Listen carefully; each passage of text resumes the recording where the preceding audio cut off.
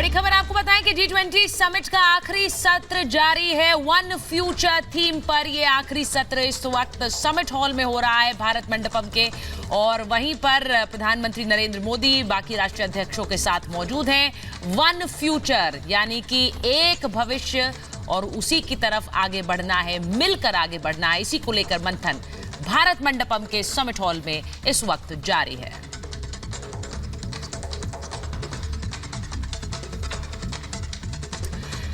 तो G20 के presidency वाले साल में भारत एक ऐसा देश बनकर उभरा है जो विश्व का नेतृत्व कर विश्व गुरु साबित हुआ है। G20 की बैठक का आयोजन हुआ तो पूरी दिल्ली की ऐसा लग रहा है तस्वीर ही बदल गई। बिल्कुल, और हर दीवार पर भारतीय परंपराओं को उकेरा गया है, तो वहीं वेलकम बैनर में भारतीय धरोहर की तस्वीर भी देखने को मिली। बिल्कुल, विदेशी मेहमानों ने इन तस्वीरों का लुत्फ उठाया और जमकर इन तमाम स्थितियों की, इन तस्वीरों की तारीफ करते हुए नजर आए। राजघाट से लेकर भारत मंडपम तक भारतीय विरासत की यह तस्वीर देखिए, रिपोर्ट देखिए। रघुपति राघव राजा राम पतित पावन सीताराम। रघुपति राघव राजा राम पतित पावन सीताराम। रघुपति राघव राजा राम पतित। ये तस्वीर है समृद्ध भारत की, ये तस्वीर है सशक्त भारत की, ये तस्वीर है उस विश्व गुरु की जिसने सुपर पावर से लेकर दुनिया के ताकतवर मुल्कों को एक साथ एक जगह लाकर खड़ा कर दिया।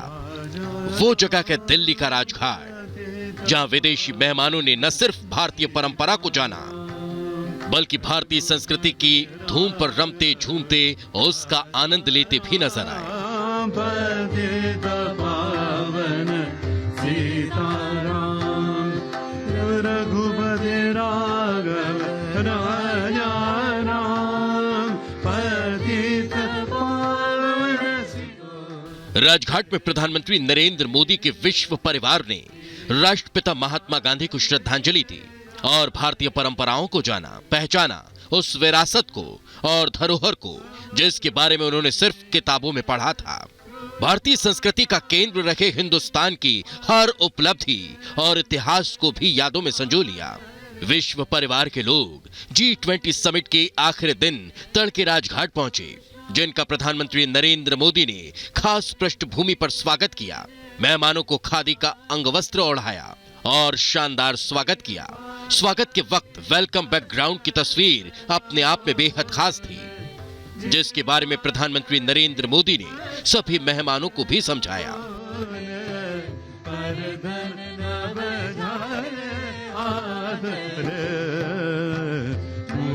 जिसे बापू की कुटी के नाम से जाना जाता है, ये महाराष्ट्र के वर्धा में सेवाग्राम आश्रम में स्थित है।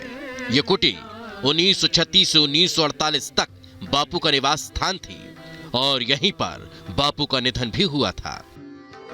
G20 शिखर सम्मेलन में हर जगह भारत की विविधता विदेशी मेहमानों को नजर आई।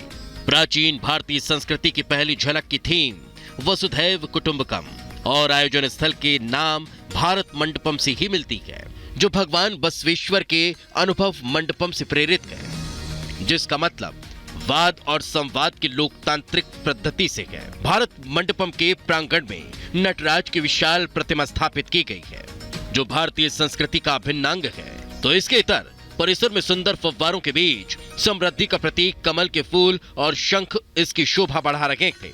तो पूरे आयोजन स्थल में बजती शास्त्रीय संगीत की धुनें मेहमानों में नया उमंग भर रही थी।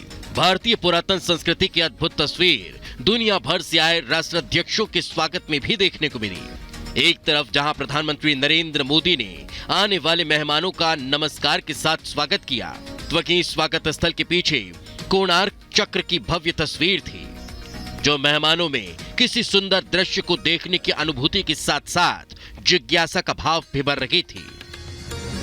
कोणार्क चक्र भारतीय प्राचीन ज्ञान का प्रतीक है, जो कि काल चक्र निरंतर परिवर्तन का भी प्रतीक है।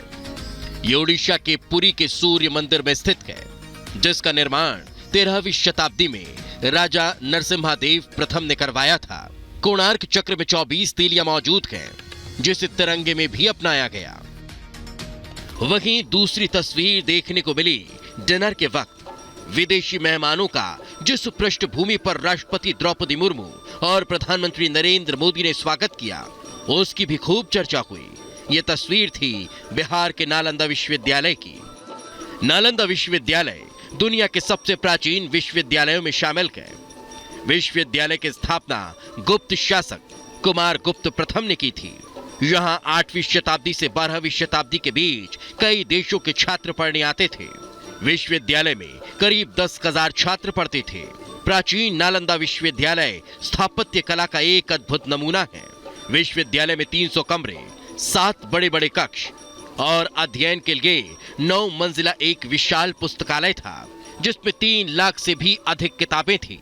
हालांकि अब ये एक खंडहर बनकर रह चुका है, जहां दुनिया भर से लोग घूमने आते हैं। तो कुछ इस तरह से विदेशी मेहमानों ने देश की परंपरा और सांस्कृतिक विरासत को समझा, जाना और संजोकर अपने साथ अपने देश लेकर जाएंगे।